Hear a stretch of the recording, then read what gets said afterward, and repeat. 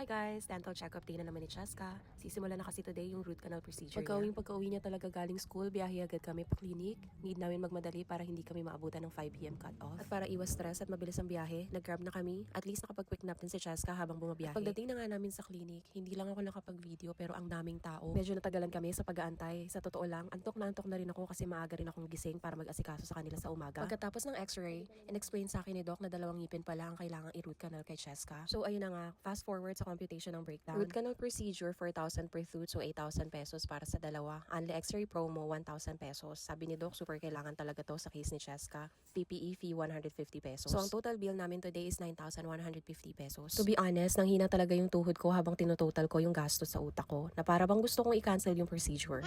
Good thing pwedeng half muna ang payment, so ang binayaran ko lang muna today ay 5,150 pesos. Tapos next week na ulit yung balance na 4,000. May pangkain pa kami pa uwi.